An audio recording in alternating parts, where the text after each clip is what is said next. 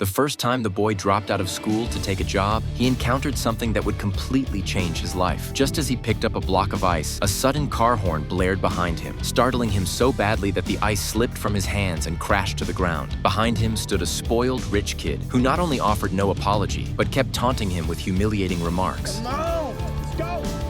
Thrown off and embarrassed in his first experience out in the real world, the boy watched the rich kid swagger off without a care. A storm of emotions welled up inside him. Then, as if by fate, a newspaper lying on the ground caught his eye. He reached down and picked it up. That moment marked the turning of his destiny. The paper featured the legendary story of Andrew Carnegie, the steel magnate. Their childhoods were strikingly similar. Both had dropped out of school at age 12 to start working, and both had endured scorn from the privileged class. But in the end, Carnegie became one of the world's most famous industrialists. His wealth, once estimated in the hundreds of millions of dollars, in an era when $10 could support an entire family, that was an unimaginable fortune. Right then and there, the boy, named Red, made a silent vow. One day he would become a billionaire. But when he excitedly shared this dream with his father, all he got in return was a cold bucket of reality. Your head, son.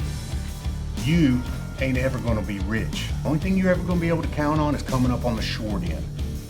That's what was handed me by my daddy, and I'm sorry, that's all you're ever gonna get from me. It wasn't entirely his father's fault. Poverty had already pushed their family of 5 to the edge. On top of that, Red's mother was seriously ill and bedridden, leaving every burden to fall on his father's shoulders. Years of hardship had beaten the hope out of them, but the harsher the reality, the stronger Red's determination grew. Since he had already made up his mind, he knew he had to take action. After much hesitation, Red finally decided to leave for the big city alone. After visiting his bedridden mother one last time, he left a goodbye letter behind and walked away from the hometown he had known for 16 years. No one could have predicted that this decision would transform his life and eventually make him one of the most famous oil tycoons in the world.